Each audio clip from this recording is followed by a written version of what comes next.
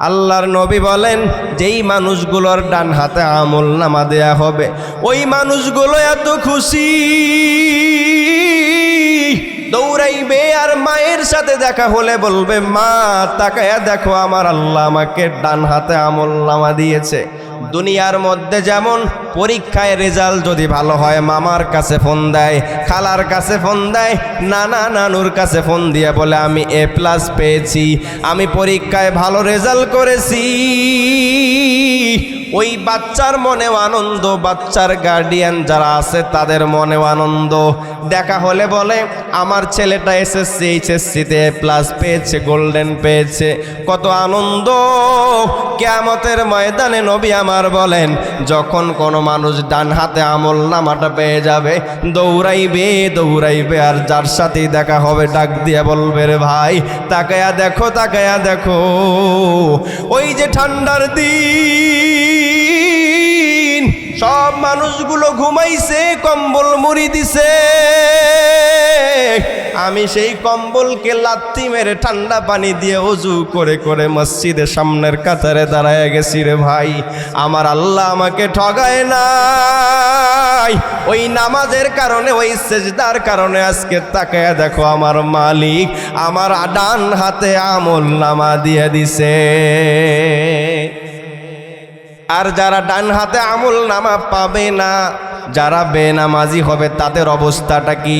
আল্লাহ তাআলা তাদের বাম হাতে আমলনামা দেওয়ার অর্ডার দিয়ে দিবেন। আল্লাহ ডাক দিয়ে বলবেন, রে ফেরেশতা যাও, আমার ওই নাফরমান বান্দা বেনামাজি বান্দা সারা দিন আমি এত নেয়ামত দিয়েছি, এই সব কিছু নেয়ামত পাওয়ার পরেও আমার বান্দাকে যখন মসজিদের দিকে আমি আল্লাহ ডাক দিয়েছিলাম পাই নাই, আমি ফজরে পাই নাই, জহর পর্যন্ত অপেক্ষা করছিলাম বান্দা হয়তো আসবে, তারপরও জহরে আসে নাই, আমি আসর পর্যন্ত অপেক্ষা করছিলাম হয়তো বান্দা আসবে, তারপরও আসে নাই, মাগরিব পর্যন্ত অপেক্ষায় ছিলাম আসে নাই, এশা পর্যন্ত অপেক্ষায় ছিলাম আসে নাই। আমি চিন্তা করছি বান্দা আজকে আসে নাই, হয়তো কালকে থেকে আসা শুরু করবে, তারপরও আমার বান্দা আসে নাই। আমি আল্লাহর কাছে বেনামাজি হয়ে যখন হাজির হয়েছে, রে ফেরেশতা যাও যাও যাও, তাকে বাম হাতে আমলনামাটা দিয়া দাও। বাম হাতে আমলনামা কেমনে দিবে? হাদিসের মধ্যে যেই ভয়ঙ্কর বর্ণনা আসছে এটা শুনলে তো ভিতরটা কেঁপে ওঠে, কলিজায় প্রকম্পন সৃষ্টি হয়ে যায়। আমার আল্লাহ বলবে, ওই বেনামাজি নাফরমানের কলিজার ভিতর দিয়ে বুকটা ছিদ্র করে দাও, আর ওই বুকের ভিতর দিয়ে বাম হাতটা ঢুকায়া দাও, আর পিছন দিয়ে আমলনামা হাতের উপরে দিয়া দাও। আমলনামা যখন হাতের উপরে দিবে তখন তো সামনের দিকে মাথা, চোখ দুইটাও সামনের দিকে, আমলনামাটা দেখবে কেমনে? আমার আল্লাহ ফেরেশতাকে ডাক দিয়ে বলবে, রে ফেরেশতা আমার বান্দার মাথাটা ধরে জোরে পিছনের দিকে ঘুরাইয়া দাও। নবী আমার হাদিসে বলেন, ফেরেশতা আল্লাহর অর্ডার পেয়ে পেয়ে ওই মাথাটা ধরে জোরে পিছনের দিকে ঘুরাইয়া দিবে, আর ঘাড়ের রগগুলো, ঘাড়ের হাড়গুলো কটকট করে ভেঙে ভেঙে পিছনের দিকে মাথাটা চলে যাবে। আমার আল্লাহ বলবে, ইকরা কিতাবাকা কাফা বিনাফসিকাল ইয়াউমা আলাইকা হাসিবা। ও বেনামাজি নাফরমান,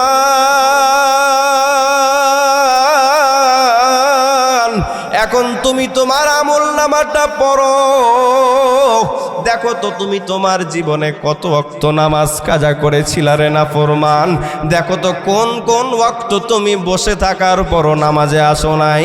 তুমি আমার নামাজের চাইতে ব্যবসা প্রতিষ্ঠানকে বেশি প্রাধান্য দিয়েছিলা, আমি আমার নামাজের চাইতে বন্ধু বান্ধবের আড্ডাকে বেশি প্রাধান্য দিয়েছিলা, আমাকে সেজদা করার চাইতে তোমার কাছে তোমার চাষবাসের জমিতে পানি দেয়াটা বড় ছিল, বেশি এটাকে প্রাধান্য দিয়েছিলা। আজকে যাও যাও, বাম হাতে আমলনামা নিয়ে এবার জাহান্নামে চলে যাও। নাউযুবিল্লাহ। ব্যস্ততা থেকে ফারেক করে শুধুমাত্র আল্লাহর সন্তুষ্টি হাসিলের উদ্দেশ্যে আজকের এই মহতি জলসায়, মহতি মজলিসে আসার বসার তৌফিক দিয়েছেন। এই জন্য সকলেই দিল থেকে ভক্তি সহকারে মোহাব্বতের সহিত আল্লাহ পাকের প্রতি বুক ভরা ভালোবাসা মোহাব্বত নিয়ে জবান খুলে আওয়াজ তুলে পড়ি আলহামদুলিল্লাহ। আজকের এই মাহফিলের দাওয়াত অনেকের কানেই পৌঁছেছে, কিন্তু সবাই প্যান্ডেলের ভিতর পর্যন্ত আসতে পারে নাই। কারণ আল্লাহ তাআলা শুধুমাত্র যাদেরকে কবুল করেন তাদেরকেই বিশেষ কিছু আমল, বিশেষ কিছু কাজ এটা করার তৌফিক দিয়ে থাকেন। তা আমরা আল্লাহ তাআলার সেই বিশেষ বান্দাদের মধ্যে অন্তর্ভুক্ত হয়েছি বিধায় আমরা আজকের এই মহতি মজলিসে আসতে পেরেছি। এটা যে কত বড় নেয়ামত এটা এখন আমাদের বুঝে না আসলেও সঠিক সময় বুঝে আসবে। সঠিক সময় কোনটা? যেই সময় একটা নেকির জন্য পিতা পুত্রকে পরিচয় দিবে না, জাস্ট একটা নেকির জন্য মা সন্তানকে ভুলে যাবে, বলবে দুনিয়াতে আমার কোনো সন্তানই ছিল না।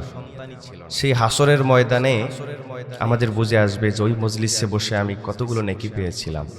আর যে বসে নাই তারও বুঝে আসবে, হায় শুধু শুধু দোকানের পারে বসেছিলাম, কেন নেকিটা নিতে পারি নাই, অংশগ্রহণ করতে পারি নাই।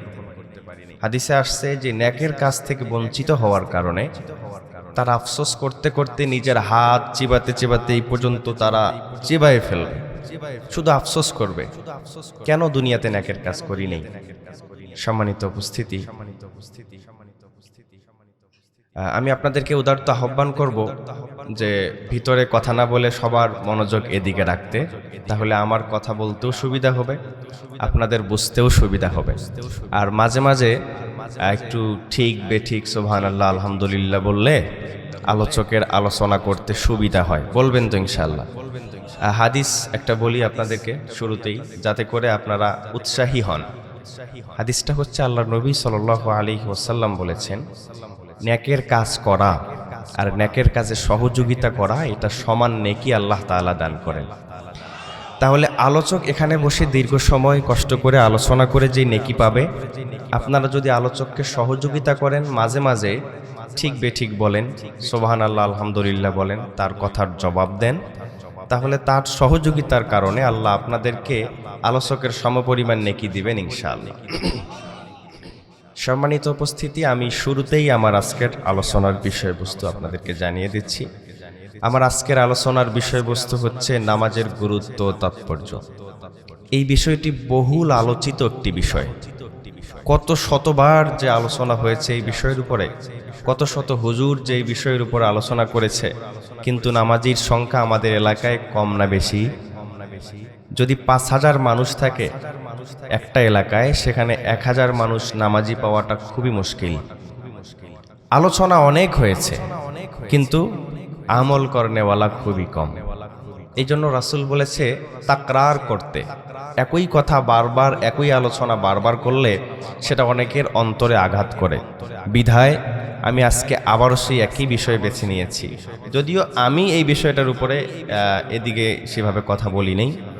বিধায় আমি আজকের এই আলোচনা বেছে নিয়েছি। আমি বলেছিলাম যে আপনারা যে মাহফিল নিয়েছেন আপনাদের পছন্দের কোনো বিষয় আছে কিনা, তাহলে আমি সেই বিষয়ে কথা বলবো। তো তারা বলছে যে না, আপনার যেটা ভালো মনে হয় আপনি সেটাই। তা আমি চিন্তা করলাম যে ঈমানের পরে সবচেয়ে গুরুত্বপূর্ণ ইবাদত হচ্ছে নামাজ। একজন ব্যক্তি ঈমানদার হ্যাঁ কি না সেটা প্রমাণিত হবে এই নামাজ দিয়ে। এই জন্য আমি এই বিষয়টা নির্ধারণ করেছি। আল্লাহ পাক রব্বুল আলামিনের কালামে পাক থেকে আমি একটা আয়াতের অংশ বিশেষ তেলাওয়াত করেছি। আল্লাহ তাআলা যদি তৌফিক দেন, তার তৌফিক যদি শামিলে হাল হয়, উক্ত বিষয়ের উপরে কথা বলবো। মনোযোগ দিয়ে শুনবেন তো? সুর ছাড়া কথা বললে শুনবেন ইনশাআল্লাহ। সম্মানিত উপস্থিতি, আপনাদের কাছে দোয়া চাচ্ছি আল্লাহ তাআলা যেন এমন কিছু কথা আমার জবান থেকে বের করেন যে কথার দ্বারা আমি এবং আপনারা সবাই উপকৃত হতে পারি। পড়ি আল্লাহুম্মা আমিন। মানুষ যত দূরে যায় তত তার পরিচিতি বিস্তৃত হয়। আমি উদাহরণ দিলে খুব সহজ করে বুঝবেন।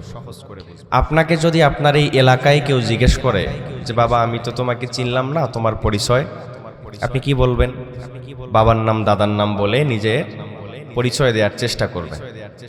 ঠিক এই এলাকা থেকে যদি আরেক গ্রামে গিয়ে আপনাকে কেউ জিজ্ঞেস করে যে আমি তো তোমাকে কখনো দেখি নাই, বাবা তোমার পরিচয় কি, সেই পর্যন্ত যদি আপনার বাবার দাদার পরিচয় থাকে তাহলে তো নাম বললে চিনবে। আর বাবা দাদার পরিচয় সেই পর্যন্ত না থাকলে আপনি কি বলবেন? আমার বাড়ি পোড়ার চরে, ওখানে আমাদের বাড়ি। আপনি এই ইউনিয়ন থেকে আরেক ইউনিয়নে গেলে সেখানে আর বাবাকে দাদাকে চেনে না, বলতে হবে আমার বাড়ি পাঁচগাছিতে। যদি এক জেলা ছেড়ে আরেক জেলায় যান, সেখানে গিয়ে পোড়ার চর বললে চিনবে, বলতে হবে যে আমার বাড়ি কুড়িগ্রামে। তো মানুষ যত দূরে যায় তত তার পরিচিতিটা বিস্তৃত হয়, তখন তাকে বড় আকারে পরিচয় দিতে হয়। একইভাবে যখন আপনি এই দেশ ছেড়ে ভিন্ন কোনো দেশে যাবেন, সেখানে আপনাকে কেউ জিজ্ঞেস যদি করে যে আপনার পরিচয় কি, আমি কি পাঁচগাছির নাম বললে চিনবে? ওয়াবদা বাজার বললে মনে হয় চিনবে। তখন বলতে হবে যে আমি তো বাংলাদেশি, বাংলাদেশ থেকে এসেছি। শুধু বললে হবে না, কাগজে কলমে প্রমাণ দেখাতে হবে।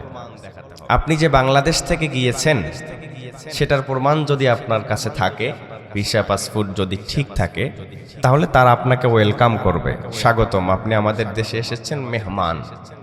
আর যদি সেটা না থাকে তাহলে ওই দেশের পুলিশেরা আপনার হাতে হ্যান্ডকাপ লাগিয়ে কারাগারে বন্দী করবে। এইটা হচ্ছে জাগতিক নিয়ম। এই জগতের পরে আরেকটা জগৎ আছে, পরকালীন জীবন। সেখানেও যদি আপনি যান, প্রথমে আপনাকে আপনার পরিচয় জিজ্ঞেস করবে, মান রব্বুক ওয়া মা দীনুক ওয়া মান হাদার রাজুলুল্লাযী বুইসা ফীকুম। জিজ্ঞেস করবে পরিচয় পত্র দাও। যদি আপনি পরিচয় পত্র দেখাতে পারেন তাহলে আপনার জন্য ওয়েলকামের ব্যবস্থা আছে, শান্তির জায়গারও ব্যবস্থা আছে। আর যদি পরিচয় পত্র দেখাতে না পারেন, দুনিয়াতে যেমন জেলখানা আছে, পুলিশ আছে হ্যান্ডকাপ লাগানোর জন্য, ওখানেও কিছু পুলিশ আছে জাহান্নামের আসামি, আসামিদের জন্য। জাহান্নামের ফেরেশতারা হ্যান্ডকাপ নিয়ে আসবে, আপনার হাতে হ্যান্ডকাপ লাগাবে, এরপরে সেখানকার জেলখানায় নিয়ে গিয়ে বন্দি করবে। সেই জেলখানার নাম কি বলুন তো? সবাই জোরে বলেন নেই। এই যে মাশাআল্লাহ এখন যে আওয়াজটা হয়েছে, এটাকে কন্টিনিউ করার চেষ্টা করবেন ইনশাআল্লাহ। তো দুনিয়াবি পরিচয় দিতে না পারলেও জেলখানায় যেতে হচ্ছে, পরকালীন জীবনে পরিচয় দিতে না পারলেও জেলখানায় যেতে হচ্ছে। তবে পার্থক্য কি? দুনিয়ার জেলখানায় আরাম আয়েশ, খাওয়া দাওয়া, গোসল, ঘুমানো সব আছে, কিন্তু সেখানে কিছুই নাই তো নাই, বরং 24 ঘন্টা শাস্তির ব্যবস্থা আল্লাহ তাআলা করে রেখেছেন। বলেন তো, পরকালীন জীবনে যাওয়ার পরে যদি ফেরেশতা জিজ্ঞেস করে যে তোমার পরিচয় দাও, সেখানে আমি আমার বাবার নাম বললে পরিচয় হয়ে যাবে? দাদার নাম বললে, বাংলাদেশি বললে না, সেখানে শুধুমাত্র একটা পরিচয় চলবে, আমি মুসলিম না অমুসলিম। আমার রবকে, আমার নবীকে, আমি কোন ধর্মকে ফলো করে চলেছিলাম, এটা যদি আমি তাদের সামনে উপস্থাপন করতে পারি তাহলে আমার জন্য ভালো ব্যবস্থা। এতটুকু কথা মাথায় সেভ করে রাখেন, পরবর্তী আলোচনা বুঝে আসবে যে আমি এই কথাটুকু কেন বলেছিলাম। এতটুকু একপাশে সেভ করে রাখেন। সম্মানিত উপস্থিতি, আল্লাহর নবী সাল্লাল্লাহু আলাইহি ওয়াসাল্লাম বলেছেন, ঈমানের পরে সবচাইতে দামি ইবাদত হচ্ছে নামাজ। ঈমানের পরে সবচাইতে দামি ইবাদত কি? নামাজ। কতটা দামি! আল্লাহর নবী সাল্লাল্লাহু আলাইহি ওয়াসাল্লাম বলেছেন, মান তারাকাস সালাতাম মুতাআম্মিদা, যে ব্যক্তি ইচ্ছাকৃতভাবে এক ওয়াক্ত নামাজ ছেড়ে দিল, ফাকাদ কাফারা, সে ব্যক্তি কুফরি করল, নাউযুবিল্লাহ। এক ওয়াক্ত নামাজ যদি ইচ্ছাকৃতভাবে ছেড়ে দেয় সে কুফরি করল। আল্লাহ নবী সাল্লাল্লাহু আলাইহি সাল্লাম আরেক হাদিসে বলছেন,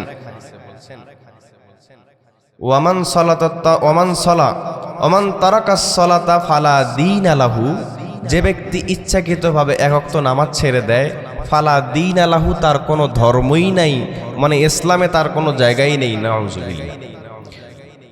অনেক বড় বড় আলেম মুফাসসিরিনে কিরামগণ বলেছেন, যে ব্যক্তি নামাজ পড়ে না তার নাম মুসলিমের খাতায় থাকতেই পারে না। কিন্তু আমরা যাকে অনুসরণ করি, ইমাম আবু হানিফা রাহমাতুল্লাহি আলাইহি, তিনি বলেছেন যদিও কাফের হবে না, কিন্তু সে এত বড়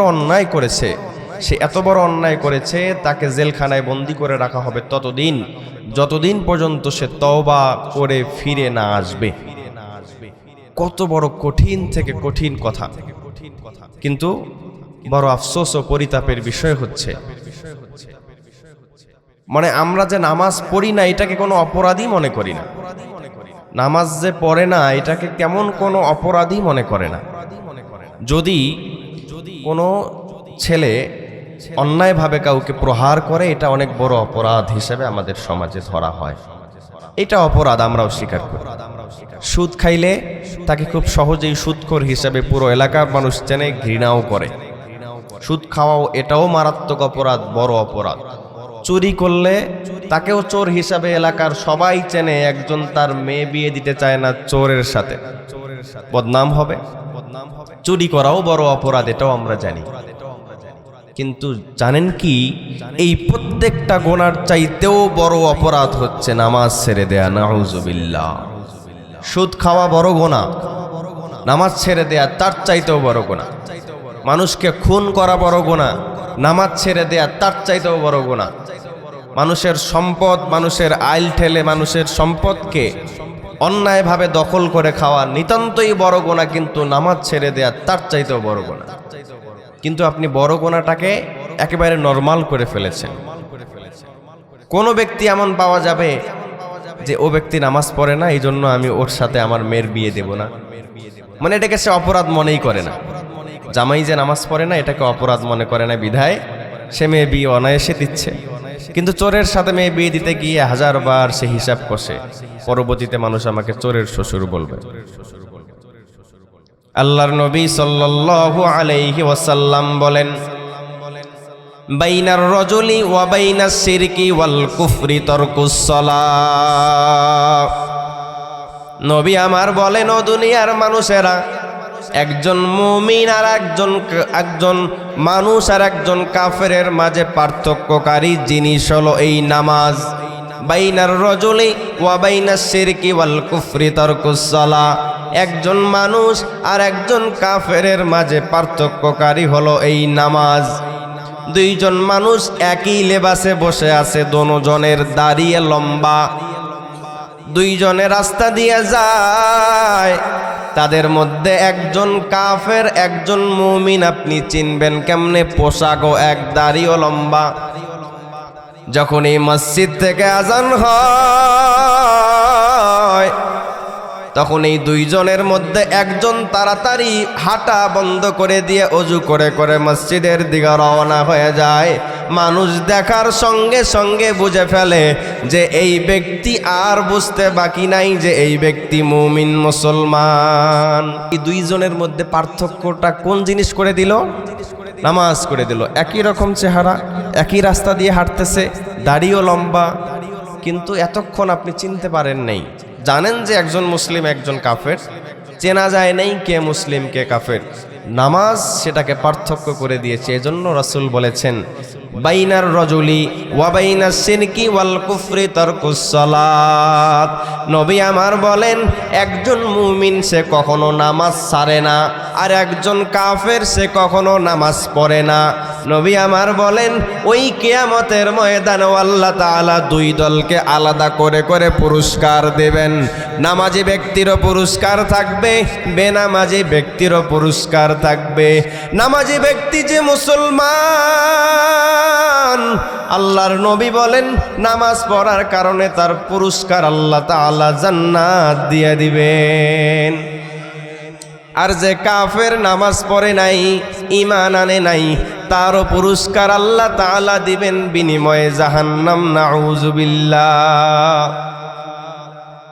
এই নামাজের কেমন দাম! হযরত আবু যর গিফারি রাদিয়াল্লাহু তাআলা আনহু বর্ণনা করেন, আমি একদিন নবীর সাথে চলছিলাম, শীতের মৌসুম, রাস্তা দিয়ে চলতে চলতে একটা গাছের নিচে দাঁড়াইলাম। নবী আমার গাছের একটা ডাল ধরে নাড়া দেওয়ার সঙ্গে সঙ্গে গাছের ডালের পাতাগুলো ঝরঝর ঝরঝর করে জমিনের উপরে পড়ে গেল। নবী আমার ডাক দিয়ে বলেন, রে আবু যর, এই যে দেখো যেমনি ভাবে এই গাছের ডাল থেকে পাতাগুলো ঝরঝর ঝরঝর করে পড়ে গেল, রে আবু যর, আমার উম্মতের মধ্যে যেই মানুষগুলো মসজিদ থেকে আজান শুনে শুনে 5টা টাইম সুন্দর করে অজু করে করে মসজিদে গিয়ে আমাকে খুশি করার জন্য নামাজ পড়বে, আমি আল্লাহ তার জীবন থেকে এভাবে গুনাহগুলো ঝরঝর করে ঝরাইয়া দিব। নামাজ এমন পাওয়ারফুল ইবাদত, যদি গুনাহমুক্ত হতে চান তাহলে আপনার প্রথম লাগবে নামাজ। ঈমানের পরে আল্লাহর কাছাকাছি হওয়ার জন্য, জান্নাতে যাওয়ার জন্য, আল্লাহ তাআলার সাথে সম্পর্ক কায়েম করার একমাত্র মাধ্যম হলো এই নামাজ। আল্লাহর নবী অন্য হাদিসে সাহাবায়ে কেরামদেরকে বলেন, ও সাহাবারা, তোমরা বলো তো দেখি, যদি কোনো মানুষের বাড়ির সামনে একটা নদী থাকে, ওই নদীতে যদি ওই ব্যক্তি প্রতিদিন 5 বার করে গোসল করে, তাহলে কি সেই ব্যক্তির গায়ে কোনো প্রকার ময়লা থাকতে পারে, আবর্জনা থাকতে পারে? সাহাবায়ে কেরাম বললেন, নবী, একটা মানুষ স্বাভাবিকভাবে 1 বার গোসল করলেই তো ময়লা থেকে পরিষ্কার হয়ে যায়, 2 বার গোসল করলে তো আরো পরিষ্কার হয়ে যায়, সেখানে 5 বার গোসল করলে তো ময়লা থাকার কোনো অবকাশই থাকে না। নবীজি ডাক দিয়া বলেন, রে সাহাবায়ে কেরামের দল,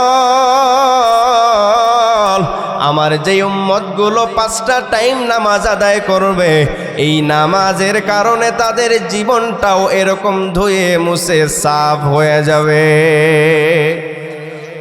গুনাহমুক্ত জিন্দেগি করেন, গুনাহমুক্ত জিন্দেগি করেন। আফসোস, নামাজে যেতে চায় না, বয়স হয়ে গেছে, দাড়ি পেকে গেছে, এখনো দোকানে বসে বসে টিভি দেখে। আপনি কি জানেন আপনার কাপড় বাজারের দোকানে এসে গেছে? আপনাকে প্রতিদিন ওই মাটি ডাকতে, আরে অমুক, তোমার আর এতদিন বাকি আছে, কি করতেছো তুমি, কেন নামাজে যাচ্ছ না? হায় আল্লাহ কত আদর করে, কত মায়া করে, কত মহাব্বত করে প্রত্যেকটা নেয়ামত আমাদের হাতের কাছে পৌঁছায় দিচ্ছে। আমরা যে নামাজ পড়ি না, আল্লাহ চাইলে আমার হাতকে ল্যাংড়া বানাই দিতে পারতো না? যারা নামাজ পড়ে না তাদের পাওকে পঙ্গু বানাই দিতে পারতো না? চোখে শক্তি, দেখার শক্তিহীন করে দিতে পারতো না? জিহ্বার শক্তি হরণ করতে পারতো, কিন্তু আল্লাহ করেন না। আল্লাহ শুধু অপেক্ষা করেন, আল্লাহ তাআলা অপেক্ষা করেন যে কখন আমার বান্দার ভিতরে বুঝ আসবে আর সে আমার কাছে এসে আত্মসমর্পণ করবে।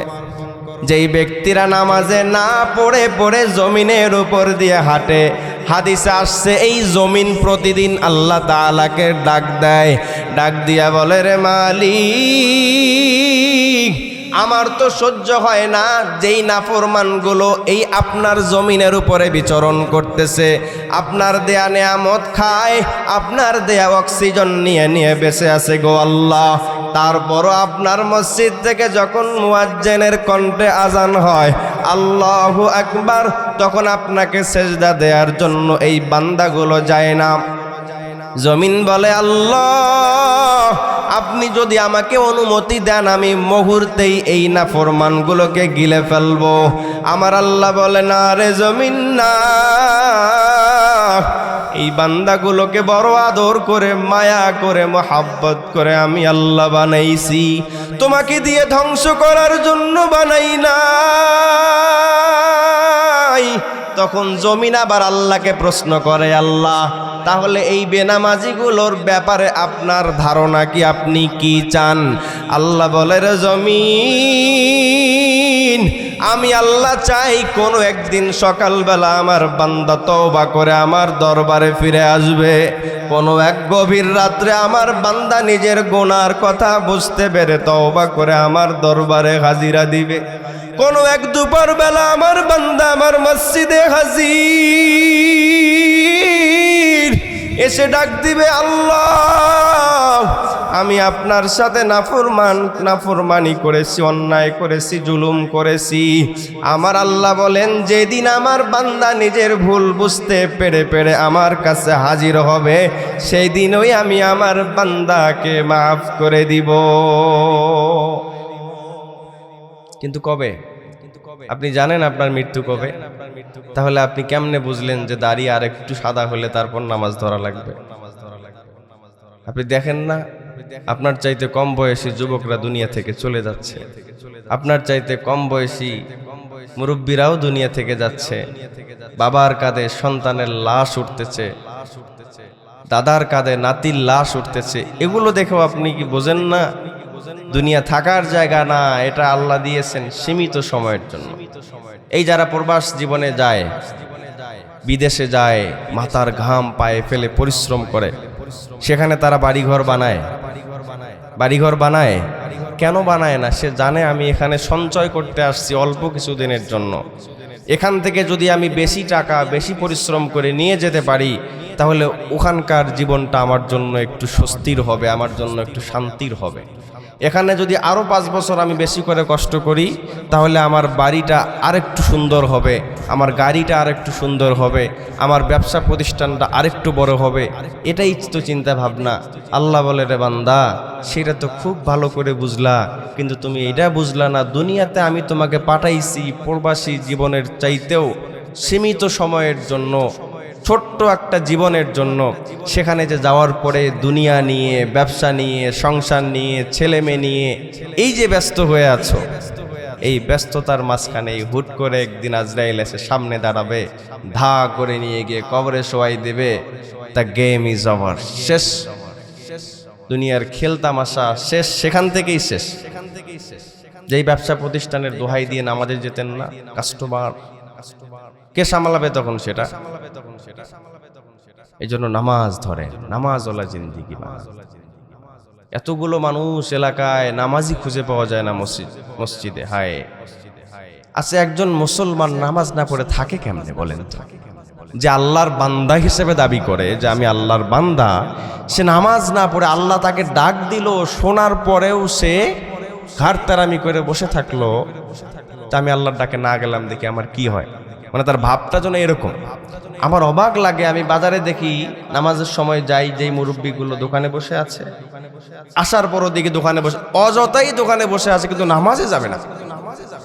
অযথাই দাড়ি চুল পাকে গেছে, এখনো টিভি দেখতেছে। কি দেখে টিভিতে আল্লাহই ভালো জানে। সে এইটা জানে না যে কোনো সময় তার নিঃশ্বাস বন্ধ হয়ে যেতে পারে। হায়, আমার এখন নিঃশ্বাস বন্ধ হয়ে গেলে আমি কি নিয়ে যাব যদি একটু কল্পনা করি। ও আল্লাহর বান্দারা, এই জন্য আল্লাহ তাআলা যেই হায়াত দিয়েছেন এটাকে কাজে লাগান। অনুরোধ করে বলি, পায়ে ধরে বলি, নামাজ শুরু করে দেন, নামাজওয়ালা জিন্দিগি বানায় দেন, দেখবেন দুনিয়াতেও শান্তি, আখিরাতেও শান্তি। আল্লাহর নবী সাল্লাল্লাহু আলাইহি ওয়াসাল্লাম বলেন, যেই মানুষগুলো দুনিয়াতে নামাজ আদায় করবে, আল্লাহ তাআলা মায়া করে, মোহাব্বত করে ওই মানুষগুলোকে স্পেশাল 5টা পুরস্কার দিবে। কয়টা পুরস্কার? 5টা পুরস্কার দিবেন। 1 নাম্বার পুরস্কার, আল্লাহর নবী বলেন, ওই বান্দাগুলোর জীবন থেকে জীবিকার অভাব অনটন আল্লাহ তাআলা দূর করে দিবেন। জীবন ও জীবিকায় আল্লাহ তাআলা বারাকা বাড়ায়া দিবেন, আল্লাহ তাআলা সুকুন দিবেন, শান্তি দিবেন। টাকা পয়সা দেয়া এক জিনিস, শান্তি দেয়া আর এক জিনিস। অসংখ্য মানুষ আছে টাকাওয়ালা, কোটি কোটি টাকার মালিক, কিন্তু জীবনে শান্তি নেই। এরকম অসংখ্য আছে, অগণিত আছে। আল্লাহ তাআলা বলেন, যারা নামাজি হবে 5টা টাইম আমি আল্লাহ তাআলার কুদরতি কদমে কপালটা ঠেকাইয়া আমাকে ডাক দেবে, সুবহানা রাব্বিয়াল আ'লা। আমার আল্লাহ সব থেকে পবিত্র, আমাকে ডাক দিবে সুবহানা রাব্বিয়াল আ'লা। আমি আল্লাহ খুশি হয়ে তার জীবন ও জীবিকার মধ্যে অনেক গুণে বারাকা বাড়ায়া দিব। 2 নাম্বার পুরস্কার আল্লাহ তাআলা দিবেন, নামাজি ব্যক্তির কবরের আযাবকে আল্লাহ মাফ করে দিবেন। ওই কবর কত কঠিন জায়গা, কেতাবে আসছে কবর প্রতিদিন মানুষকে ডাক দিয়া বলে, ও দুনিয়ার মানুষেরা শোনো শোনো, আমি কবর অন্ধকার ঘর, আমি কবর একাকীর ঘর, আমি কবর এটা কারো সম্পদ দেখে আমি তার সাথে ভালো ব্যবহার করব না, কারো বংশমর্যাদা দেখে ভালো ব্যবহার করব না, আমি কবর কারো সম্মান আর সম্পত্তি আর মর্যাদা দেখে আমি তার সাথে ব্যবহার করব না। আমি দেখব কার আমল কেমন, আমি দেখব কার সম্বলে কতটুকু আছে, এইটা দেখে আমি বিবেচনা করব। এই জন্যই তো হযরত ফাতেমা রাদিয়াল্লাহু তাআলা আনহাকে নবীজি ডাক দিয়ে বলেছিলেন, রে ফাতেমা, তুমি তোমার সামান গোছাইয়া নাও, কবরে গিয়ে যদি তুমি পরিচয় দাও আমি মুহাম্মাদুর রাসূলুল্লাহর কলিজার টুকরা সন্তান, না না, এই পরিচয় কোনো কাজে আসবে না। যদি বলো আমি আলীর স্ত্রী, কোনো কাজে আসবে না। যদি বলো আমি হাসান হুসাইনের মা, সেটাও কোনো কাজে আসবে না। এই পরিচয়গুলো যদি কাজে না আসে, তাহলে আমাদের কোনো পরিচয় কি কাজে আসবে? সেখানে যদি বলি আমি অমুক দলের অমুক নেতা, কাজে আসবে? আমি চেয়ারম্যান সাহেব, কাজে আসবে? ওই যে প্রথমে রাখছিলেন কবরের পরিচয় লাগবে কি, সেখানে একটাই পরিচয় চলবে, আমি মুসলিম না অমুসলিম। আর নামাজ, এটা হচ্ছে তার পরিচয়। কোন ব্যক্তি মুসলিম, কোন ব্যক্তি মুসলিম না, এইটার মধ্যে পার্থক্যকারী জিনিস হচ্ছে এই নামাজ। আল্লাহ তাআলা নামাজ পড়নেওয়ালার 2 নাম্বার যে পুরস্কার দিলেন, কবরের আযাব মাফ করবেন। 3 নাম্বার পুরস্কার, আল্লাহ তাআলা তাকে ফুলসেরাত বিদ্যুতের গতিতে পার করাইয়া দিবেন। ফুলসেরাত চেনেন? নাম তো শুনেছেন। ফুলসেরাতের উপর পার দিয়ে মানুষকে জান্নাতে যেতে হবে। যেই মানুষেরা নামাজি হবে, ওই মানুষগুলোকে আল্লাহ তাআলা বিদ্যুতের গতিতে পার করাবেন। বিদ্যুতের গতি কেমন? সুইচ দেওয়ার পরে লাইট জ্বলতে যতটুকু সময় লাগে, ওই বান্দার ফুলসিরাত পার হয়ে জান্নাতে যেতে ততটুকু সময় লাগবে। 4 নম্বর পুরস্কার, আল্লাহ তাআলা আমল নামাটা ডান হাতে দিয়ে দিবেন। কি ডান হাতে দিবেন? আমল নামা ডান হাতে দিয়ে দিবেন। আর যেই মানুষগুলো ডান হাতে আমল নামা পাবে, ওই মানুষগুলোর জীবন ধন্য হয়ে যাবে। আল্লাহর নবী বলেন, যেই মানুষগুলোর ডান হাতে আমল নামা দেয়া হবে, ওই মানুষগুলো এত খুশি, দৌড়াইবে আর মায়ের সাথে দেখা হলে বলবে, মা তাকায়া দেখো, আমার আল্লাহ আমাকে ডান হাতে আমল নামা দিয়েছে। দুনিয়ার মধ্যে যেমন পরীক্ষায় রেজাল্ট যদি ভালো হয়, মামার কাছে ফোন দেয়, খালার কাছে ফোন দেয়, নানা নানুর কাছে ফোন দিয়ে বলে আমি A+ পেয়েছি, আমি পরীক্ষায় ভালো রেজাল্ট করেছি। ওই বাচ্চার মনেও আনন্দ, বাচ্চার গার্ডিয়ান যারা আছে তাদের মনেও আনন্দ। দেখা হলে বলে আমার ছেলেটা এসএসসি এইচএসসিতে A+ পেয়েছে, গোল্ডেন পেয়েছে, কত আনন্দ। কিয়ামতের ময়দানে নবী আমার বলেন, যখন কোনো মানুষ ডান হাতে আমল নামাটা পেয়ে যাবে, দৌড়াইবে দৌড়াইবে, আর যার সাথেই দেখা হবে ডাক দিয়ে বলবে, রে ভাই তাকায়া দেখো, তাকায়া দেখো, ওই যে ঠান্ডার দিন সব মানুষগুলো ঘুমাইছে, কম্বল মুড়ি দিছে, আমি সেই কম্বলকে লাথি মেরে ঠান্ডা পানি দিয়ে ওযু করে করে মসজিদের সামনের কাতারে দাঁড়ায় গেছি। রে ভাই, আমার আল্লাহ আমাকে ঠগায় নাই। ওই নামাজের কারণে, ওই সেজদার কারণে আজকে তাকায়া দেখো, আমার মালিক আমার ডান হাতে আমল নামা দিয়ে দিছে। আর যারা ডান হাতে আমল নামা পাবে না, যারা বেনামাজি হবে, তাদের অবস্থাটা কি? আল্লাহ তাআলা তাদের বাম হাতে আমল নামা দেওয়ার অর্ডার দিয়ে দিবেন। আল্লাহ ডাক দিয়ে বলবেন, রে ফেরেশতা যাও, আমার ওই নাফরমান বান্দা, বেনামাজি বান্দা, সারা দিন আমি এত নেয়ামত দিয়েছি, এই সব কিছু নেয়ামত পাওয়ার পরেও আমার বান্দাকে যখন মসজিদের দিকে আমি আল্লাহ ডাক দিয়েছিলাম, পাই নাই। আমি ফজরে পাই নাই, জহর পর্যন্ত অপেক্ষা করছিলাম বান্দা হয়তো আসবে, তারপরও জহরে আসে নাই। আমি আসর পর্যন্ত অপেক্ষা করছিলাম হয়তো বান্দা আসবে, তারপরও আসে নাই। মাগরিব পর্যন্ত অপেক্ষায় ছিলাম, আসে নাই। এশা পর্যন্ত অপেক্ষায় ছিলাম, আসে নাই। আমি চিন্তা করছি বান্দা আজকে আসে নাই, হয়তো কালকে থেকে আসা শুরু করবে, তারপরও আমার বান্দা আসে নাই। আমি আল্লাহর কাছে বেনামাজি হয়ে যখন হাজির হয়েছে রে ফেরেশতা, যাও যাও যাও, তাকে বাম হাতে আমলনামাটা দিয়া দাও। বাম হাতে আমলনামা কেমনে দিবে? হাদিসের মধ্যে যেই ভয়ঙ্কর বর্ণনা আসছে, এটা শুনলে তো ভিতরটা কেঁপে ওঠে, কলিজায় প্রকম্পন সৃষ্টি হয়ে যায়। আমার আল্লাহ বলবে ওই বেনামাজি নাফরমানের কলিজার ভিতর দিয়ে বুকটা ছিদ্র করে দাও, আর ওই বুকের ভিতর দিয়ে বাম হাতটা ঢুকায়া দাও, আর পিছন দিয়ে আমলনামা হাতের উপরে দিয়া দাও। আমলনামা যখন হাতের উপরে দিবে, তখন তো সামনের দিকে মাথা, চোখ দুইটাও সামনের দিকে, আমলনামাটা দেখবে কেমনে? আমার আল্লাহ ফেরেশতাকে ডাক দিয়ে বলবে, রে ফেরেশতা, আমার বান্দার মাথাটা ধরে জোরে পিছনের দিকে ঘুরাইয়া দাও। নবী আমার হাদিসে বলেন, ফেরেশতা আল্লাহর অর্ডার পেয়ে পেয়ে ওই মাথাটা ধরে জোরে পিছনের দিকে ঘুরাইয়া দিবে, আর ঘাড়ের রগগুলো, ঘাড়ের হাড়গুলো কটকট করে ভেঙে ভেঙে পিছনের দিকে মাথাটা চলে যাবে। আমার আল্লাহ বলবে, ইকরা কিতাবাকা কাফা বিনাফসিকাল ইয়াউমা আলাইকা হাসিবা।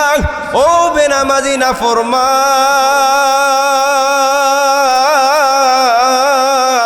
এখন তুমি তোমার আমলনামাটা পড়ো।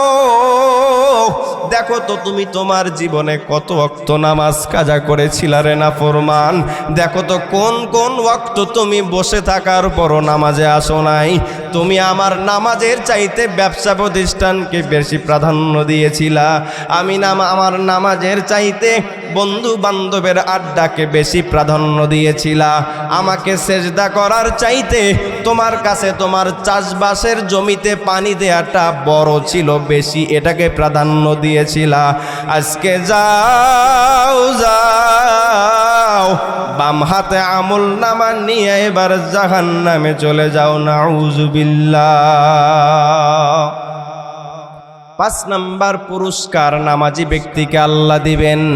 নামাজি ব্যক্তির জন্য কোনো হিসাব হবে না, নামাজি ব্যক্তিকে বিনা হিসাবে আল্লাহ জান্নাত দিয়ে দিবেন। এই পৃথিবীর জমিনে হিসাব দিয়ে জান্নাতে যাওয়ার মতো মানুষ নাই। কারণ পৃথিবীতে যতদিন জীবিত আছি, যত ফোঁটা পানি খরচ করেছি, যতগুলো দানা খেয়েছি, যতগুলো নিঃশ্বাস নিয়েছি, হিসাব দিয়ে কেউ জান্নাতে যেতে পারবে না। আমার আল্লাহ বলে, রে বান্দা, তোমাকে হিসাব দিতে হবে না, তোমাকে জবাবদিহিতাও করতে হবে না। যদি তুমি নামাজি হও, পাক্কা নামাজি, আমার জন্য প্রতিদিন 5 ওয়াক্ত নামাজ পড়বা, যদি এই নামাজি হয়ে আমার কাছে আসতে পারো, তাহলে কিয়ামতের কঠিন মুহূর্তে আমি আল্লাহ তোমাকে বিনা হিসাবে জান্নাত দিয়ে দিব। বিনা হিসাবে যেতে চান তো জান্নাতে, কি করতে হবে? নামাজি হতে হবে। নামাজি হয়ে যান না, কি হয় নামাজ পড়লে? 5টা টাইম কয় মিনিট করে লাগে? 2-4 দিন পড়েন, দেখবেন ভিতরেও ভাল লাগবে, দুনিয়াতেও শান্তি হবে, আখেরাতেও আল্লাহ শান্তির ব্যবস্থা করবে। বেনামাজি হয়ে কবরে যাবেন, কি জবাব দেবেন আল্লাহ? আল্লাহ যদি বলে, রে বান্দা, এই যে এত কিছু দেওয়ার পরও আমি তোমাকে যখন ডাক দিয়েছি কেন আসো নাই বলো তো? কোনো জবাব কি আছে? আছে? হায় হায়, শুক্রবারের দিন যায় টুপি নিয়ে মসজিদে, কি করতে যান আপনি? আল্লাহ কি শুক্রবারেই শুধু আপনাকে ডাক দিয়েছে?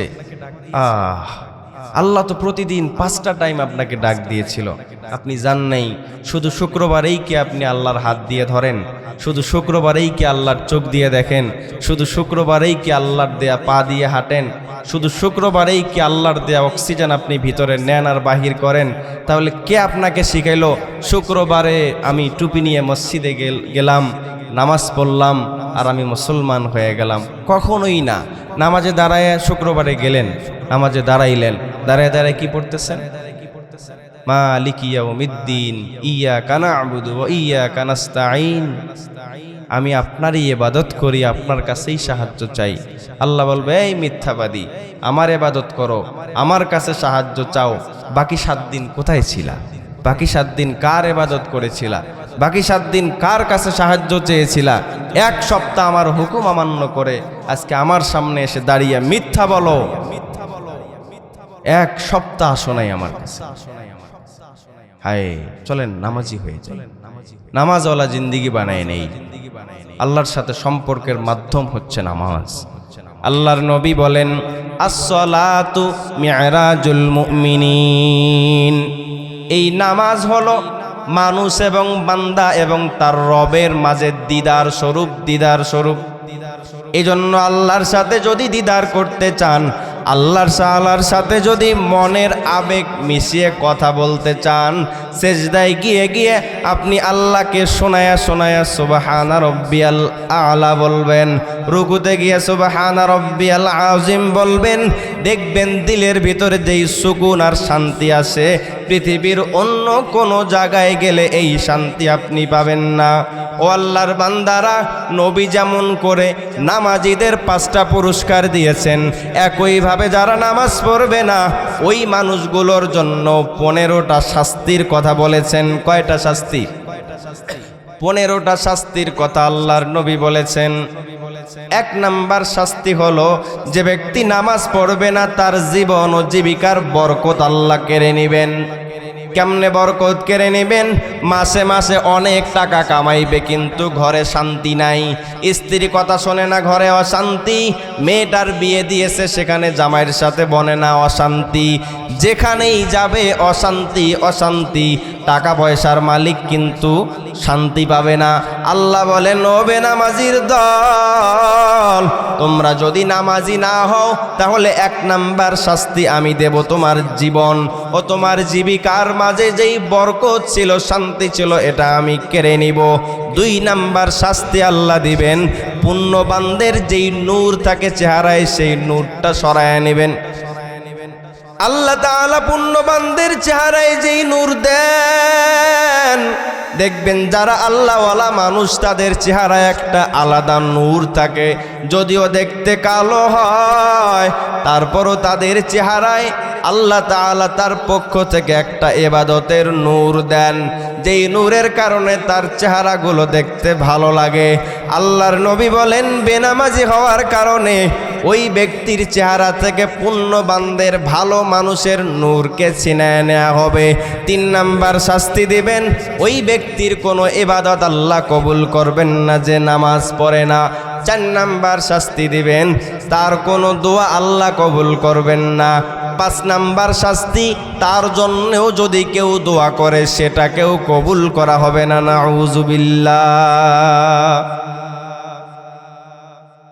এটা গেল দুনিয়ার মধ্যে 5 প্রকার শাস্তি। নবী আমার জানাইয়া দেন, যে ব্যক্তি নামাজি হবে, যে ব্যক্তি বেনামাজি হবে, তার মরণের সময় আল্লাহ দিবেন 3 প্রকার শাস্তি। কয় প্রকার শাস্তি? কোন সময়? মৃত্যুর সময় আল্লাহ 3 প্রকার শাস্তি দিবেন। 1 নাম্বার শাস্তি দিবেন, আল্লাহ তাআলা তাকে তৃষ্ণার্ত অবস্থায় মরণ দিবেন। 2 নাম্বার শাস্তি দিবেন, ক্ষুধার্ত অবস্থায় মরণ দিবেন। 3 নাম্বার শাস্তি আল্লাহ তাআলা দিবেন, তাকে সব পৃথিবীর ভয় ভীতিগুলো তার অন্তরে ঢুকাইয়া লাঞ্ছিত অবস্থায়, অপমানিত অবস্থায় তার মৃত্যু দিবেন। নাউযুবিল্লাহ।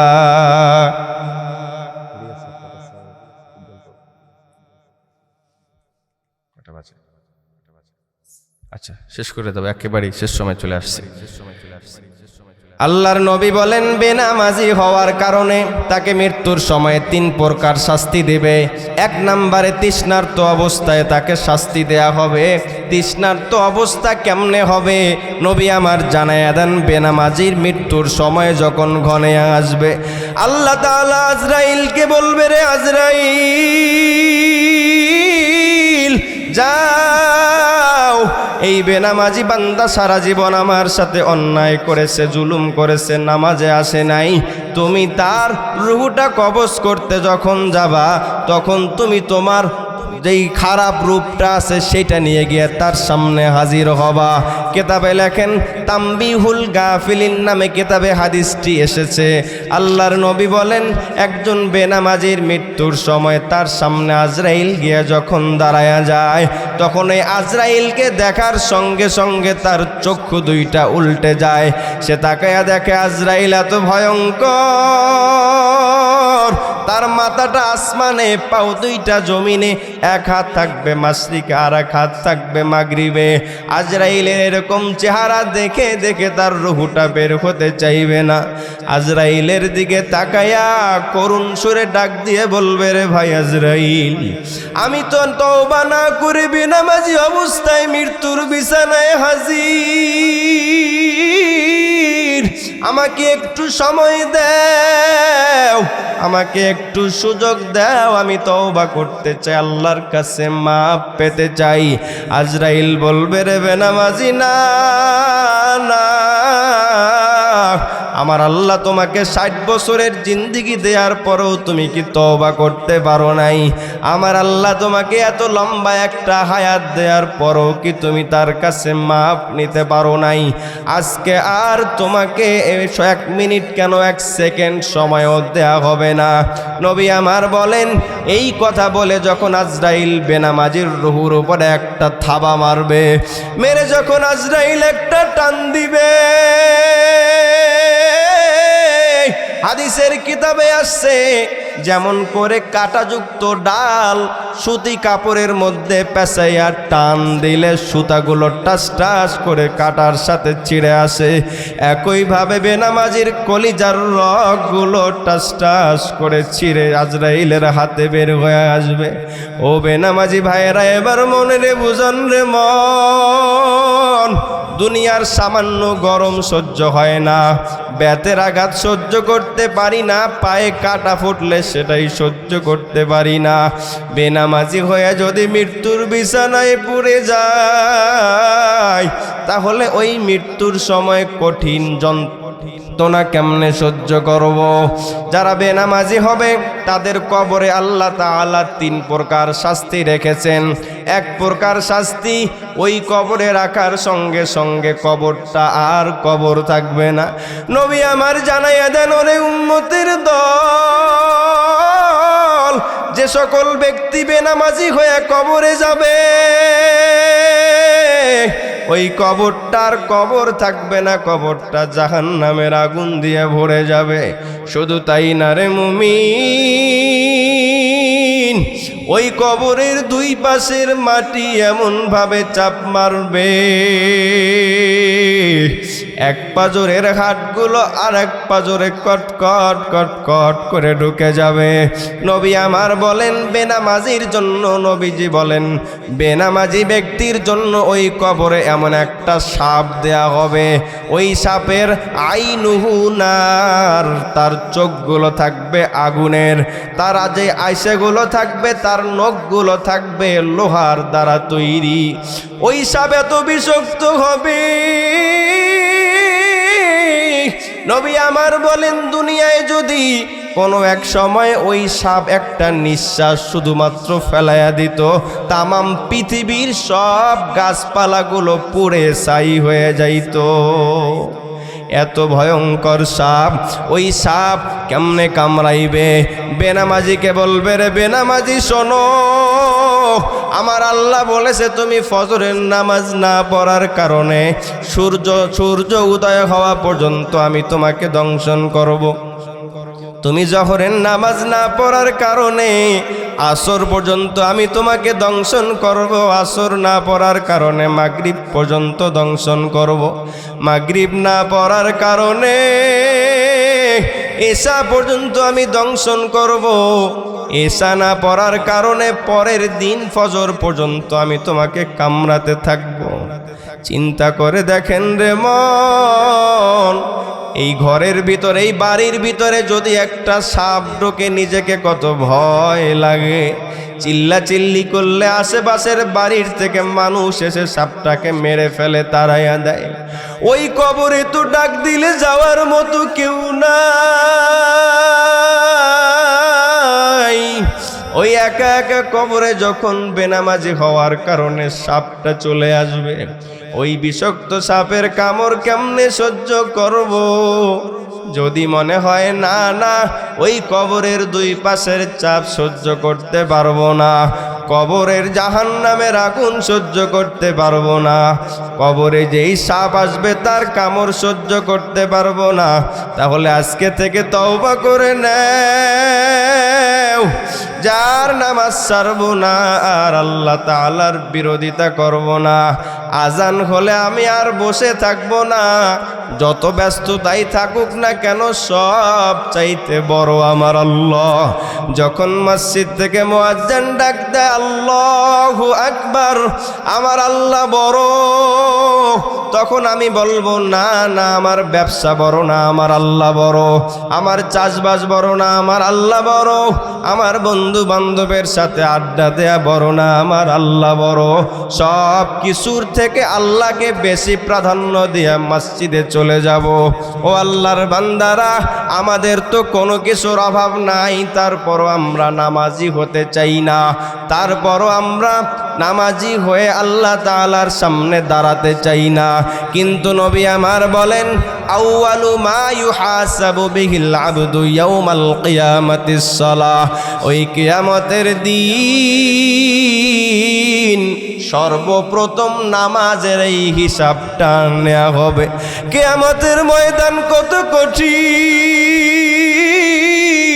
নবী আমার বলেন, ওই কিয়ামতের ময়দানে মানুষগুলো ঘামতে ঘামতে কারো ঘাম হাঁটু পর্যন্ত হয়ে যাবে, কারো ঘাম মাজা পর্যন্ত হয়ে যাবে, কারো ঘাম গলা পর্যন্ত হয়ে যাবে, কেউ কেউ ঘামের মধ্যে হাবুডুবু খেতে থাকবে। ওই বেনামাজির দল, নাফরমানের দলের জন্য তো হাসরের ময়দানটা আরো কঠিন হয়ে যাবে। কেমন কঠিন? নবী আমার বলেন, ওই হাসরের ময়দানটা তামা হয়ে যাবে, মাথার উপরে সূর্যটা নেমে আসবে, সূর্যের তাপে মাথার তালুগুলো টকবক টকবক করে পড়তে থাকবে। ও আল্লাহর বান্দা, যে ব্যক্তি নামাজি হবে এই কষ্ট তার জন্য না, তাকে বিনা হিসাবে আল্লাহ জান্নাত দিয়ে দিবেন। এই নামাজ পড়ার উপকার, না পড়ার ক্ষতি নবীজি সাহাবায়ে কেরামের সামনে বর্ণনা করলেন। সাহাবায়ে কেরাম শুনে শুনে বাড়িতে গিয়ে নামাজ শুরু করে দিলেন। কিন্তু একজন সাহাবী, তার নাম আব্দুল্লাহ আনসারী রাদিয়াল্লাহু তাআলা আনহু। আব্দুল্লাহ আনসারী রাদিয়াল্লাহু তাআলা আনহু প্রতিদিন সবার সাথে সাথে মসজিদে এসে নামাজ আদায় করে। নামাজ শেষ করার সাথে সাথে আবার দৌড় দিয়া সবার আগে বাড়িতে চলে যায়।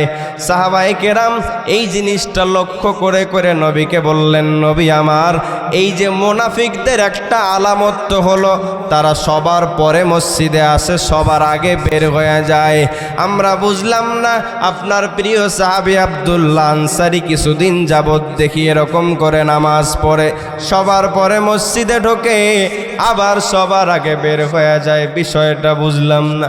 নবী আমার বলেন, সাহাবায়ে কিরামের দল, কারো বিষয়ে পূর্ণ তাহকিক করা ছাড়া মন্তব্য করা ঠিক না। যাও যাও, তোমরা গিয়ে খোঁজ নিয়ে দেখো আব্দুল্লাহ আনসারী কেন এমনটা করে। নবীজি বললেন, আমিও সাথে যাব, নামাজ কমপ্লিট করো তারপরে যাব। নামাজ শেষ করে করে নবীজি আব্দুল্লাহর বাড়ির দিকে রওনা হয়ে গেলেন। গিয়ে দরজায় দাঁড়াইয়া সালাম দেয়, ভিতর থেকে কোনো জবাব দেয় না। আবার সালাম দিল, আবার জবাব নাই, আবার সালাম দিল, আবার কোনো জবাব নাই। 3 বার সালাম দেওয়ার পরও যখন জবাব পায় নাই, নবীজি সেখান থেকে ফিরে আসা শুরু করলো। এটাও নবীজির একটা সুন্নাহ, কারো বাড়িতে গিয়ে ডাইরেক্ট ভিতরে ঢুকে যাবেন না, গেটে দাঁড়ায়া দাঁড়ায়া 3 বার সালাম দিবেন। যদি ভিতর থেকে সালামের জবাব দিয়ে ভিতরে আসার অনুমতি দেয় তাহলে যাবেন, আর যদি তা না হয় ভিতরে যাওয়ার অনুমতি নাই। আপনি অনুমতি ছাড়া ভিতরে গেলে কবিরা গুনাহে গুনাহগার হয়ে যাবেন। 3 বার সালাম দেওয়ার পর নবীজি ওখান থেকে ফিরে যখন রওনা হয়ে গেল, কিছু দূর যাওয়ার পর নবীজি দেখে পিছন থেকে পায়ের আওয়াজ পাওয়া যায়।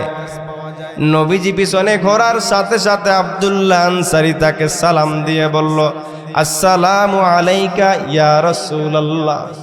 নবীজি বলে, রে আব্দুল্লাহ আনসারী, তোমার সাথে একটু কথা বলতে আসছিলাম। এই কথা বলার জন্য তোমার গেটে দাঁড়ায় আছি, তুমি কেন সালামের জবাবটা দিলা না? এই কথা বলতে বলতে নবীজি তাকায়া দেখে আব্দুল্লাহ যেই গেটটা খুলেছে, গেটের ভিতর দিয়ে একটা দৃশ্য দেখা যায়। কি দৃশ্য দেখা যায়? ঘরের বারান্দায় ছোট্ট একটা শিশু, হাতের মধ্যে শিকল লাগানো, নিজের ঘরের খুঁটির সাথে বেঁধে রাখা। নবীজি ডাক দিয়ে বলে, রে আব্দুল্লাহ আনসারী, এই যে ছোট্ট একটা বাচ্চা তোমার বারান্দায় হাতে শিকল লাগানো, এর পরিচয় কি? কেন সন্তানটাকে শিকল লাগায়া লাগায়া বেঁধে রেখেছো, কারণটা কি? আব্দুল্লাহ আনসারী নিজের চোখের থেকে পানি ছেড়ে দিয়ে ডাক দিছে, নবী, এই যে সন্তানটা দেখতেছেন এটা অন্য কারো সন্তান না, এটা আমার সন্তান। নবী আমার বলে, তাহলে কেন নিজের সন্তানের হাতে শিকল লাগাইছো রে আব্দুল্লাহ আনসারী? ডাক দিয়ে বলে, নবী আমার, আমি বড় গরিব, আমার ঘরে 3 বেলা খাওয়ার মতো কোনো খাবার নাই, সন্তানের পেট ভরার মতো খাবার আমি দিতে পারি না গো নবী। এই জন্য আমার সন্তান ক্ষুধার যন্ত্রণা সহ্য করতে না পেরে পাশেই ইহুদির খেজুর গাছ, সেখান থেকে পাকা পাকা খেজুরগুলো জমিনের উপরে পড়ে যায়। ওই খেজুর নিয়ে আমার সন্তান যদি মুখে দেয়, আর কিয়ামতের ময়দানে যদি আল্লাহ আমাকে কাঠগড়ায় দাঁড় করায় দেয়, রে আব্দুল্লাহ আনসারী, তোমার সন্তান তো অবুঝ, সে তো বোঝে না, কিন্তু তুমি কেন সেই হারাম থেকে তাকে হেফাজত করো নাই? ওগো নবী, আমি এই জন্য আমি কাজে যাওয়ার আগে আমার সন্তানটার হাতে শিকল লাগাইয়া আমার খুঁটির সাথে বেঁধে রাখি। সারাদিন মানুষের বাড়ি থেকে কাজ করে করে করে করে যখন আমি খাবার নিয়ে হাজির হই, ওই আমার সন্তানের হাতের তালা খুলে দিয়ে সন্তানের সামনে খাবারের প্লেটটা দিয়া আমি আমার সন্তানরে বুকে জড়াইয়া ডাক দেই, রে সন্তান নাও নাও। পেট ভরে খাওয়ার পরে যদি খাবার থাকে তাহলে আমরা খাবো, না হলে খাবো না। আমার সন্তানটা খাবার না খেয়ে আমার গলা জড়াইয়া ডাক দেয়, আব্বু, আমি তোমার খাবার খাবো না, তুমি একটু আমার হাতের দিকে তাকায়া দেখো, আমার হাত 2টা লাল হয়ে গেছে রে আব্বু, আমি কি অন্যায় করছি? কেন প্রতিদিন এই খুঁটির সাথে আমার হাত 2টা বেঁধে রেখে চলে যাও? আব্দুল্লাহ আনসারী বলে, নবী, আমি চোখের পানি ধরে রাখতে পারি না। আমি সন্তানরে ডাক দিয়ে বলি, রে সন্তান, তোমার কোনো অপরাধ নাই, তোমার কোনো দোষ নাই, তোমার বাবা বড় গরিব, এই জন্য তোমাকে খাবার দিতে না পেরে তোমার হাতে শিকল লাগাতে বাধ্য হয়েছি। আব্দুল্লাহ আনসারীর কথা শুনে নবীজির চোখ দিয়েও টপ টপ করে পানির ফোঁটাগুলো পড়তেছে। সাথে যত সাহাবায়ে কেরাম দাঁড়িয়ে আছে সবাই চোখের পানি ফেলে ফেলে কান্না শুরু করে দিয়েছেন। নবী ডাক দিয়ে বলে, রে আব্দুল্লাহ আনসারী, এইটা তো শুনলাম, এখন বলো তো দেখি তুমি প্রতিদিন সবার পরে মসজিদে কেন যাও? সবার আগে মসজিদ থেকে কেন বের হয়ে আসো? আব্দুল্লাহ আনসারী বলে, নবী আমার, আপনি যেদিন নামাজের ফজিলত বর্ণনা করেছেন, আপনি যেদিন নামাজ না পড়ার ভয়াবহতা বর্ণনা করেছেন, আমি ওই ফজিলত শোনার পর বাড়িতে এসে দেখি নামাজ পড়তে সতর ঢাকার জন্য যতটুকু কাপড় দরকার আমার নাই। আমি যদি কাপড় পরি, আমার স্ত্রীর কাপড় নাই। আমার স্ত্রী যদি কাপড় পরে, তাহলে আমার সতর ঢাকা হয় না গো নবী। এই জন্য আমি ঘরের ভিতরে একটা গর্ত খনন করেছি। আমি ওই গর্তে আমার স্ত্রীকে বসাইয়া বসাইয়া ওই কাপড়টা পরে মসজিদে দৌড়াই। আমার তো মন চায় নামাজ শেষ করে আপনার মজলিসে বসতে, আমার মন চায় নামাজ শেষ করে আপনার নুরানি চেহারার দিক থেকে নবী। কিন্তু আমার বিবি নামাজ পড়বে, ওয়াক্ত না চলে যায়, এই জন্য আমি দৌড়াইয়া দৌড়াইয়া এসে নিজে গর্তের মধ্যে ঢুকে যাই। আর ওই কাপড়টা আমার স্ত্রীকে দিয়ে নামাজ পড়তে বলি, ও নবী, আজকে আপনি যখন এসে সালাম দিয়েছেন, আমি তখন গর্তের ভিতরে বসা। আপনার কণ্ঠ শুনে আমার পাগলের মতো হয়ে গেছি। আমি কখন নবীর সামনে গিয়ে লাব্বাইক বলবো নবীজি? তারপরও কিন্তু আমি আপনার সামনে আসতে পারি নাই, আমার সতর ঢাকার কাপড় ছিল না গো নবী। নবীজি এবার চোখের পানি ছেড়ে ডাক দিয়ে সাহাবায়ে কেরামকে বলেন, সাহাবার দল, কার ব্যাপারে তোমরা মুনাফিক হওয়ার জন্য অভিযোগ আমি নবীর কাছে করেছো? দেখো দেখো, পরনের মতো কাপড় নাই, ঘরে খাবার নাই, তারপর নামাজ ছাড়ে নাই, নামাজ ছাড়ে নাই। কিয়ামতের ময়দানে ওই আব্দুল্লাহ আনসারীও উঠবে, আপনিও আমিও উঠব। আল্লাহ যদি বলে, রে বান্দা, আমার আব্দুল্লাহর তো কাপড় ছিল না পরনের মতো, খাবার ছিল না খাওয়ার মতো, তারপরও তো সে আমাকে ভোলে নাই। তোমাকে তো এত সুন্দর নিয়ামত দিয়েছিলাম, তোমার সুকাজ বর্তিত নতুন পুরাতন কাপড়ের অভাব ছিল না, তোমার ঘরে তো খাবারের অভাব ছিল না, তারপরও কেন নামাজে যাও নাই? ও আল্লাহর বান্দা বুকে হাত দিয়ে বলেন, কি জবাবটা সেদিন আপনি আল্লাহকে দিবেন? কোনো জবাব নাই নাই। এই জন্য আজকে থেকে তওবা করে নেন, এই মাহফিল থেকে তওবা করে নেন যে আল্লাহ আর নামাজ ছাড়বো না, আর নামাজের জন্য কবরের আযাব আমি ডেকে আনবো না, আর নামাজ না পড়ে পড়ে জাহান্নামের খাতায় নিজের নামটা লেখাতে চাই না। ও আল্লাহর বান্দারা, যদি দিল থেকে এই অনুভূতি হয় যে না না, নামাজ না পড়ে আমি ভুল করেছি, অন্যায় করেছি, জাহান্নামের আগুন বড় কঠিন, আমি জাহান্নামের আগুন সহ্য করতে পারবো না, এই অনুভূতি যদি তৈরি হয়, তাহলে আল্লাহকে দেখানোর জন্য আজকে থেকে নামাজ ছাড়বো না এমন নিয়ত করে হাত আল্লাহকে দেখায়া দে। আল্লাহ হাতগুলোকে কবুল করে নেন। আল্লাহ প্রত্যেককে নামাজি হওয়ার জন্য তৌফিক দান করেন।